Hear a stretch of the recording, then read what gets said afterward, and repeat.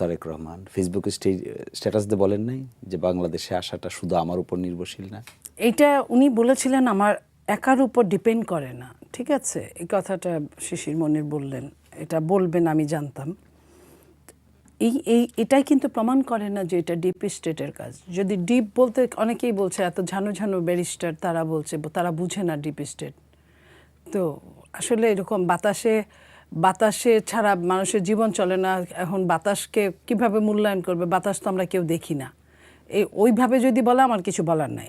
আমি নিজেও বুঝি না ডিপ স্টেট, আমি নিজেও বুঝি না, কিন্তু আমি অনেকটা বুঝি যে কথাগুলো ভেসে আসে ওটাই যখন কার্যকরিতে পরিণত হয় তখন আমারও সন্দেহ জাগে, কি জানি কি হয়েছে কিনা। কিন্তু আমাদের মাননীয় প্রধানমন্ত্রী যে কথাটা বলেছেন সেটা কিন্তু তাদেরকে লক্ষ্য করে বলেছেন তা কিন্তু না। আপনি দেখেন ইন্টারিম গভর্নমেন্ট প্রধান, উনি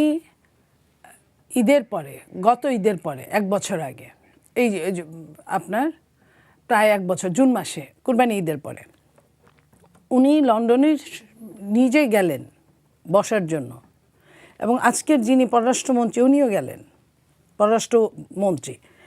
তো এটা তো বাংলাদেশেই হতে পারতো না? উনি তো তাকে আনতে পারতেন। তো এটা তো তার উপরেও ডিপেন্ড করেছিল ওই মুহূর্তে। এবং আপনি খেয়াল করেন এই লাইনটা বলার পরে 1-1.5 সপ্তাহের মধ্যে কিন্তু সব কিছু কিন্তু সিরিয়াসলি কমপ্লিট হয়ে গেল। শুধু কমপ্লিটই হলো না, একদিনে ভোটার হয়ে গেলেন, আপনার এনআইডি কার্ড হয়ে গেল, ভোটার হয়ে গেলেন, এগুলো 1-2 দিনেই সব কিছু হয়ে গেল, ছুটির দিনে। হ্যাঁ, তো এই জিনিসগুলো কিন্তু আটকে থাকলো না। রাষ্ট্র চেয়েছে তাই ছুটির দিনে। রাষ্ট্র তার নিজের কর্মপরিধির জন্য, কর্মের জন্য কোনো বিশেষ সময় বেছে নিতে পারে, যদি সময় হাতে না থাকে, এটা রাষ্ট্রের উপর ডিপেন্ড করে। তো এই জায়গাগুলো রাষ্ট্র তখন করলো। তাহলে কেন এই বৈঠকটা কেন লন্ডনে গিয়ে করতে হলো? সেটার আগেও তো এই ঘটনাটা উনি আসতে পারতেন, ওনাকে আসতে দেওয়া হতো। এই জিনিসগুলো আমরা যদি চিন্তা করি যে ওই সময়ের রাষ্ট্রের, যেটা আসিফ বলেছেন, যদি এটাই হয় যে আমাদেরকে থাকতে বলেছে, থাকার প্রয়োজনেই হয়তো বা বিএনপির চেয়ারম্যানকে দেশে আসতে দিতে তারা অনিচ্ছুক ছিলেন। সব কিছুতেই তারা মনে করেছিলেন যে তারা একটা কানে ফু দিয়ে আমরা হয়তো চলতে পারবো, আমরা অনেক দিন থাকতে পারবো, বিশেষ করে 29 সাল পর্যন্ত তো অবশ্যই। কিন্তু তারা তো থাকেননি, তারা তো নির্বাচন দিয়েছেন। তারা যে আপনাদের দাবি ছিল নির্বাচনের। থাকেন নাই না থাকতে পারেন নাই এটাও ব্যাপার। যে মানুষটি এই কথাটা বললেন তাকেও তো নামাতে কত ব্যাক পেতে হয়েছে। নিজে থেকে তো নাহিদ যেমন নিজে থেকে রেজিগনেশন দিয়েছিলেন, তারা কিন্তু ওইভাবে দিতে চান না, একদম নির্বাচনের আগে তাও দেন কিনা এরকম একটা অবস্থা ছিল। তো তারা যে নিজেরা যেতে চান না এটা তাদের অনেক কর্মকাণ্ডে বোঝা গেছে। এবং নির্বাচন যেদিন হয় আপনি খেয়াল করেন সেই দিনও কিন্তু তার আগে পর্যন্ত যে নির্বাচনটা হবে কিনা প্রত্যেকের মধ্যে কিন্তু এই ধরনের একটা দোদুল্যমনা ছিল, যে যত কথাই বলুক না কেন। এবং নির্বাচন যে ঠিকভাবে নাও হতে পারে, নির্বাচনের আগে একটা বড় ঘটনা ঘটতে পারে, দুর্ঘটনা ঘটতে পারে, এটা কিন্তু খোদ আপনার চিফ অ্যাডভাইজার নিজেই বলেছিলেন। অন্যরা তো বলেছিলেনই, উনি নিজেও এই কথাটা বলেছিলেন একের অধিকবার, যে নির্বাচনের আগে বড় কোনো দুর্ঘটনা ঘটতে পারে। তো এই জায়গা থেকে প্রমাণ হয় যে তারা আপনার, এখন তো কেউ বলে না, এখন সবাই কিন্তু সমালোচনা করে ইন্টারিম গভর্নমেন্ট প্রধানের। তখন কিভাবে নামাজ পড়া শেষ হলেই ঈদগাহ মাঠ থেকে শুরু হতো যে তার 50 বছর থাকা উচিত, তার 10 বছর থাকা উচিত, তার 5 বছর। তো ফেসবুকে আমরা অনেকের গুরুত্বপূর্ণ ব্যক্তিদের পোস্ট দেখেছি। তো এই জায়গা থেকে তাদের যে থাকার ইচ্ছে ছিল, তাদেরকে তারা যাদেরকে মাস্টার মাইন্ড বলেছিল, অথবা তাদেরকে যারা নেপথ্যে রেখেছিলেন, তাদেরও যে রাখার ইচ্ছে ছিল, তারাও কিন্তু ওপেন এই কথাগুলো বলেছে যে আমরা এত তাড়াতাড়ি নির্বাচন চাই না, আগে আমরা আরেকটু পুক্ত হই বা কিছু।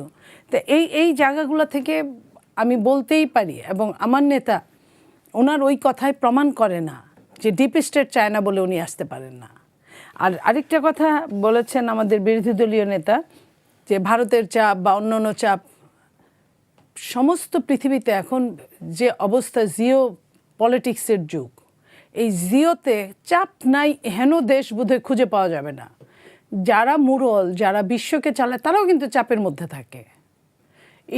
ইরানের দ্বারা আমেরিকা চাপে থাকবে, এটা তো আমেরিকা চিন্তা করে না, ভাবছে 1-2 ব্যাপার, একটা বোতামে চাপ দিলেই ইরান ঠান্ডা হয়ে যাবে। তো তারাও কিন্তু চাপের মধ্যে, যে ইসরায়েল এত কিছু করছে সারা বিশ্বে, সেও চাপের মধ্যে আছে। তারও নেতা মারা গেছে কি না যায় নাই সেটাও কিন্তু তারা সব কিছু প্রকাশ করে না। তো সেই জায়গা থেকে বলতে চাই, এই চাপ নিয়ে আমাদের থাকতে হবে। আর প্রতিবেশী দেশ যদি 3 দিকে যদি একটা দেশ হয়, তাহলে তো বলাই বাহুল্য। আমরা চাই বা না চাই, তাদের বাইরে আমাদের সব সময় যাওয়া সম্ভব হয় না, তাদের বাইরে। কারণ এই যে দেখেন, এই যে তেলটা এখন আসছে, তার উত্তর পেয়েছেন। আমি বলি, এই যে তেলটা আসছে, আমি আরেকটু লেন্দি করছি এখানে। তেলটা আমার যে জনগণের কি যে কোনো মূল্যে তেল দরকার, তা এখন আমার তো অন্য কোনো ওয়ে নাই। তো যে ওয়েটা আমার থাকবে, আমার যখন মৃত্যু পথযাত্রীর কাছে সব কিছুই হালাল সেই মুহূর্তে।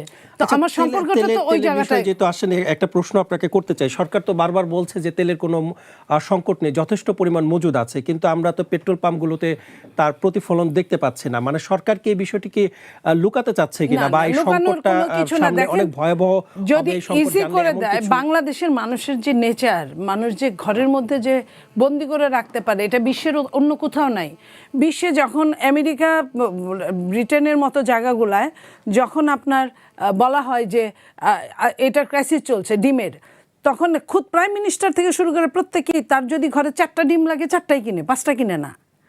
কিন্তু বাংলাদেশ এমন, সে 400 ডিম কিনে, তার সামর্থ্য থাকলে কিনে ফেলে রাখবে ঘরের মধ্যে। আচ্ছা, কেন কিনবে না? আপনি আমাকে এটা একটু বলবেন যে কেন কিনবে না? কারণ পেট্রোল পাম্পগুলোতে গেলে তো তেল পাওয়া যাচ্ছে না, মানুষ তো এমনিতেই শঙ্কায় আছেন, তাহলে কেন যখন ইজি করে দিয়েছিল তখনই কিন্তু আপনি লাইনে যত পার্সেন্ট নিছেন। যখন ইজি করে দেওয়া হয়েছিল তখনও কিন্তু আমি আপনাকে বলি, প্রত্যেকটা গাড়িগুলোর কথা বলি, 50 থেকে 100 লিটার মিনিমাম তেল ধরে। মানুষ কিন্তু যখন তেল অ্যাভেলেবল তখন কিনে না, এই এতগুলা তেল কিন্তু কিনে না। 10 লিটার 20 লিটার আমরাও চলি, তো আমরাও এইভাবেই কিনি।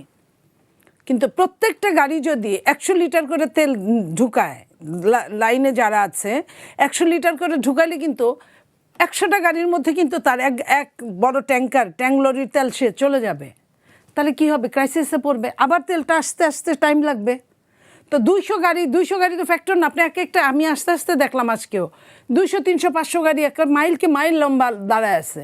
তো এখন আপনার যা সামর্থ্য আছে সম্পূর্ণ দিয়ে আপনি তেল কিনছেন, তো আপনি পুরো ট্যাঙ্কার ভর্তি করছেন, আপনার কয়টা ট্যাঙ্কার লাগবে? সরকার তো আসলে জনগণের শঙ্কা সে দূর করতে পারছেন না। সরকার কি বলেছে শুনেন, এর আগে কিন্তু নরমাল নিয়ম অনুযায়ী 3 মাসের তেল থাকা জরুরি, কিন্তু কোনো সরকারই রাখে নাই। এর আগে সরকার ইন্টারিম গভর্নমেন্ট কয় দিনের তেল রেখে গেছিল, খুব কম দিনের তেল রেখে গেছিল।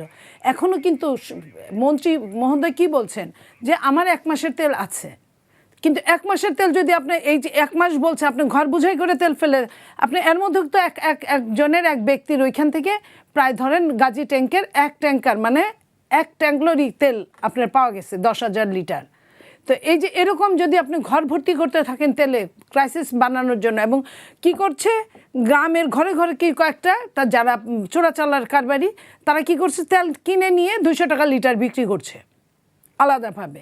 এই যে কৃত্রিম ক্রাইসিস যে সৃষ্টি করছে, এটার জন্য আপনারা সাংবাদিক, আপনাদেরও কিন্তু এখানে কাজ আছে।